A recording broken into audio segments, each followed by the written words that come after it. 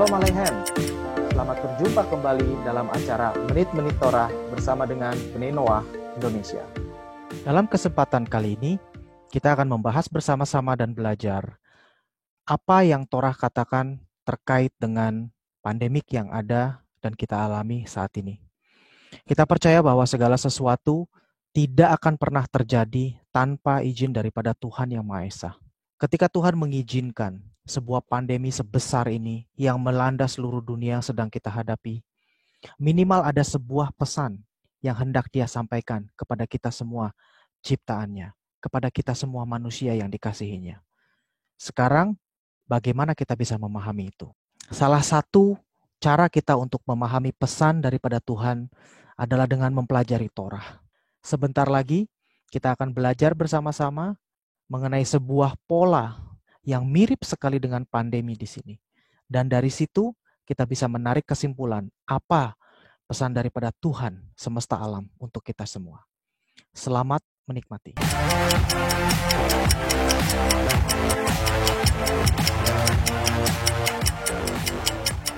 Situasi saat ini. Kita tahu kita sedang dilanda sebuah pandemik coronavirus. Di mana-mana heboh. Bukan heboh karena memang hebohnya aja, tapi memang karena memang faktanya benar seperti itu. Boleh dikatakan hampir semua negara tidak ada yang lolos dari sini, dari wabah ini. Bahkan negara Israel sendiri pun terdampak juga gitu loh. Nah, ini sesuatu yang fenomena global yang tidak bisa diabaikan begitu saja gitu loh. Oke. Nah, kita percaya. Saya ambilkan sebuah ayat, Yesayahu 45 ayat 7. Ini sangat terkenal. Dikatakan Yotzer Or Uborei Hoshech. Terjemahnya apa? Yang membentuk terang dan menciptakan kegelapan. Oke? Oshe Shalom Uborei Ra. Yang membuat damai dan menciptakan kejahatan. Ani Hashem Oseh Kol Eileh. Akulah Hashem yang menciptakan semua itu. Artinya apa? Semua, baik itu terang maupun kegelapan, baik itu damai maupun kejahatan, baik itu kebaikan maupun keburukan, Ani Hashem, Oshekol Eileh, Oshekol Eileh. Akulah Hashem, akulah Tuhan yang menciptakan semua itu. Artinya apa? Ini semua atas izin Hashem. Pasti atas izin Hashem. Tidak ada satupun yang terjadi tanpa ada wewenang diberikan oleh Hashem.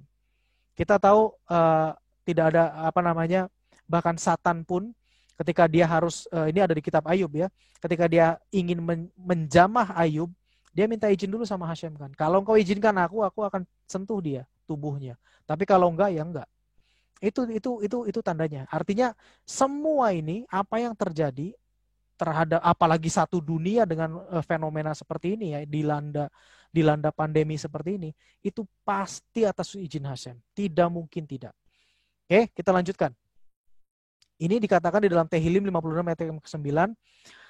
Pengembaranku kau hitung, air mataku kau taruh dalam cawanmu, tidakkah semuanya kau hitung? Artinya apa? Tadi kita bicara bahwa kalau seluruh dunia itu pasti Hashem campur tangan. Nah, ini saya mau buktikan di dalam Tehillim bahwa Hashem pun juga peduli terhadap pribadi demi pribadi. Artinya tidak ada yang lepas dari tangan Hashem, dari rancangan dan dari skenario-nya Hashem. Nah, sekarang tidak ada satupun yang terjadi tanpa kehendak Hashem.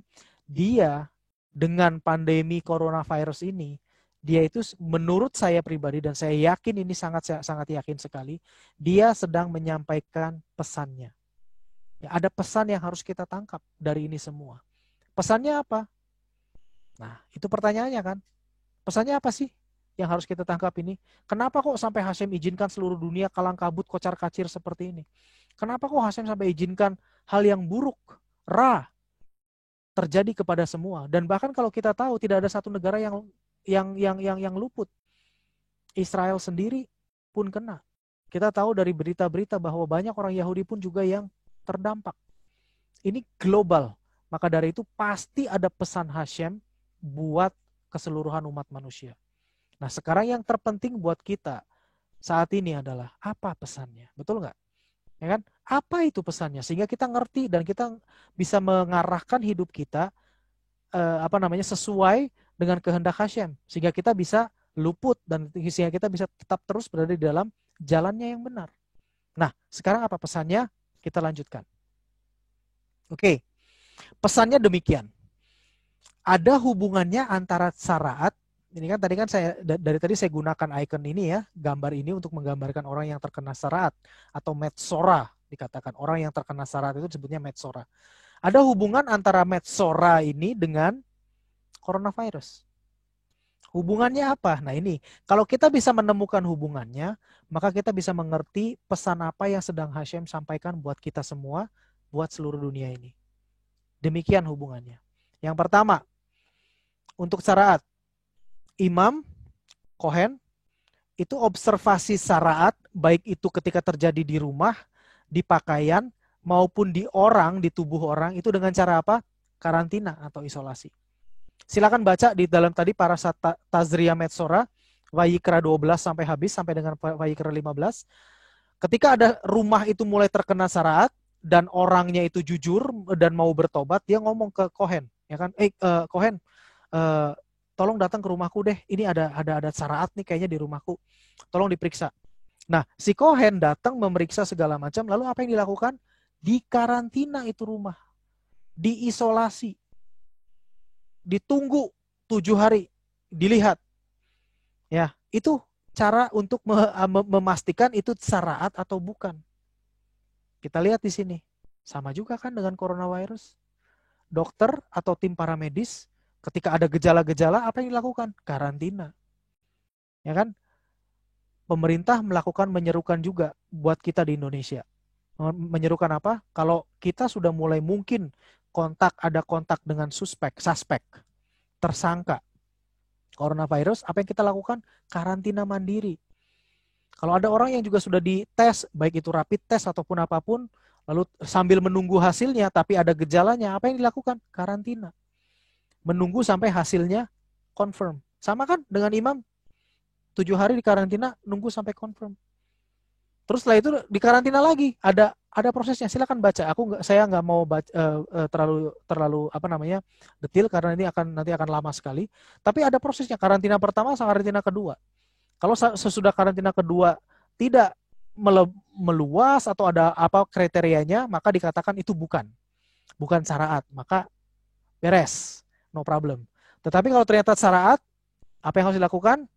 Itu tadi bertobat. Kalau cuma sampai di rumah, itu ya dindingnya harus dilepaskan, yang di rumah itu ya, kalau kita bicara mengenai syaraat yang terkena di rumah, dindingnya mesti dilepas, batu yang terkenanya itu harus dicabut, dibuang di luar perkemahan, lalu semennya harus dikerok, dibuang juga di perkemahan, ditaruh batu baru, dipoles dengan semen baru. Itu cara melakukan perbaikan ketika syaraatnya confirm. Tapi didahului dengan karantina atau isolasi syaraat. Berikutnya, metsora itu hidup dengan tumah, ya kan tadi kan saya orangnya hidup, tetapi ada tumah yang nempel dan itu aneh, itu sebuah mujizat kalau menurut saya. Karena kalau tumah itu nggak mungkin nempel di orang yang masih hidup. Nah ini makanya Hashem melakukan mujizat yang luar biasa terhadap khusus untuk metsora ini, ya. Itu sama dengan kematian. Dia harus terasing keluar, hidup di luar perkemahan. Oke? Coronavirus juga sama kan? Bayang-bayang kematian di mana-mana. Semua orang ketakutan. Saya pun juga jaga-jaga. Karena masih pertama ini tidak tahu ininya seperti apa. Belum ada obatnya dan segala macam. Ya wajib berjaga-jaga. Dan jelas saya pribadi saya nggak mau mati. Ya kan? Karena saya masih ingin hidup dan masih ingin melakukan mitzvah. Karena kalau udah mati selesai, nggak ada kesempatan lagi, udah nggak bisa bertobat lagi, udah nggak bisa melakukan mitzvah, semuanya seperti itu. Nah, mirip ya, jadi ya dari dua hal ini kita udah bisa melihat kemiripannya. Yang ketiga, proses syaraat sampai orang menjadi metsora itu bertahap. Tadi kita bahas kan, rumah, pakaian, kena ke orangnya. Ini juga sama. Saya tidak mendahului atau sedang tidak meramalkan sesuatu, tapi bisa dibaca di dalam media massa yang kredibel tentunya, ya waspada terhadap gelombang kedua, waspada terhadap pandemi berikutnya. Jadi ini ada bertahap. Jadi artinya sama seperti Metsora juga, sama seperti Saraat juga peringatan Hasyem yang bertahap dengan harapan orang manusia saat itu, yaitu orang Israel di sana, itu bertobat. Sama juga dengan coronavirus yang kita alami sekarang ini, pandemi yang kita alami. Ini akan, kalau ya saya sih harapannya sih selesai gitu. Saya nggak mau berterus-terusan. Dan saya pun senantiasa ketika saya memohon, saya minta Tuhan tolong selesaikan, jangan ada lagi. Tapi ya nggak tahu kan kita ke depannya. Kalaupun sampai terjadi lagi gelombang kedua ataupun pandemi berikutnya segala macam, ingat ini adalah warning Hasyem. Yang perlu kita lakukan apa? Bertobat. Itu aja. Ya, sama. Peringatan Hasyem agar bertobat. Peringatan Hasyem juga agar bertobat untuk coronavirus juga. Intinya itu kok. Nah sekarang pertobatan apa? Bertobat dari apa? Kalau Saraat itu dari Lashon Hara, ya sama. Coronavirus ini juga dari Lashon Hara. Dunia ini saat ini kan saya tadi sudah bilang bahwa ketika tidak ada tidak ada Beit Hamikdash, itu makin orang tuh istilahnya makin nganggap remeh Lashon Hara. Baik orang Yahudi maupun juga orang-orang non Yahudi gitu loh. Istilahnya ya udahlah ngomong aja kok, karena nggak ada tandanya, nggak muncul apa-apa, nggak ada hukuman apa-apa gitu kan, ya ngomong aja. Ditambah lagi diperparah dengan sosial media, teknologi informasi yang sekarang seperti ini, itu sangat-sangat memfasilitasi. Tapi saya nggak anti loh ya, bukan berarti kita harus blok semuanya, enggak. Tapi kita harus benar-benar bisa waspada, harus benar-benar bisa mengendalikan diri, pilih mana yang harus kita lakukan melalui sosial media, informasi apa yang kita baca, informasi apa yang kita berikan, itu kita harus benar-benar saring gitu loh. Jangan sampai kita jadi terlibat dalam Lashon Hara. Dan sejujurnya, menurut pengamatan saya saat ini, dunia ini dimanapun, bukannya di negara kita, itu penuh dengan Lashon Hara. Penuh dengan Lashon Hara. Ya, di Amerika, dimanapun itu penuh dengan Lashon Hara. Saya kan, kita, di antara kita juga pasti ada teman Facebook dari orang-orang non-Indonesia lah ya, ada dari negara lain. Isinya kan juga sama kan, nyerang ini, nyerang itu, ngomongin yang jelek terhadap yang ini, ngomongin jelek terhadap yang itu, model-model begitu. So, hati-hati hati-hati banget. Coronavirus ini multidimensi, tapi saya mau fokuskan pembahasan kita saat ini adalah, yuk saat ini kita benar-benar evaluasi diri kita, jangan sampai peringatan Tuhan, peringatan Hasyem ini berlalu dengan sia-sia, kita nggak ngerti apa sih yang terjadi, apa sih yang harus kita perbaiki. Nah, saat ini kita mau mengajak kita introspeksi diri kita sendiri, stop Lashon Hara, bertobat dari Lashon Hara, benar-benar jagai hidup kita, benar-benar nilai hidup kita sendiri, hakimi hidup kita sendiri. Jangan sampai kita tuh terlibat dalam Lashon Hara berkelanjutan. Oke? Karena ini akan sangat menentukan gitu, ya. Nah, apa yang perlu kita lakukan? Yang pertama, jelas patuhi protokol pemerintah. Artinya ya di tengah pandemi seperti ini kita nggak usah gaya-gayaan. Saya nggak pernah berkata bahwa wah kita ini punya iman, kita pasti kebal. Nggak ada seperti itu. Moraeli pernah jelaskan di dalam videonya juga kan, bahwa justru di dalam kitab Yeskiel dikatakan bahwa saat ini saat pandemi kita harus diam di rumah. Diam, nggak usah keluar gitu loh, benaran, dan benar-benar ikuti aturan pemerintah. Karena ini memang saatnya Tuhan lagi ngomong. Tadi kan saya juga bilang, Tuhan sedang mengirimkan message-nya. So, nggak usah sok jago gitu. Jadi tetap kita patuhi, diam di rumah, jangan sok jago. Ditambah lagi saat ini kita udah nggak ada nabi, ya kan? Era nabi udah selesai. Jadi jangan ada yang kemakan dan kalau ada orang yang ngomong percaya, nggak usah takutlah, kita ini kan punya Torah, masa sih kita nggak, Tuhan nggak lindungi, it's totally wrong. Itu jangan diikutin orang begitu, ya. Jadi kita harus tetap patuhi protokol pemerintah, diam di rumah. Ini memang lagi masa pandemi ya, kita taat seperti itu, jangan sok jago. Dan karena nggak ada, kecuali kita nanti sudah punya nabi ya, itu lain hal gitu kan. Nah, sampai saat ini nggak ada, dan kalau ada yang ngaku nabi ya saya sih nggak akan percaya gitu. Oke. Yang kedua, jaga mulut kita. Ingat burung, ya, jangan sampai kita ngoceh terus, tweet. Oh, itu nggak benar itu. Hati-hati. Be humble, rendah hati. Hisop, be humble juga, double dosis daripada humble. Dan di atas semuanya, penuhi hidup kita dengan Torah. Ya, ini. Nah, terus gimana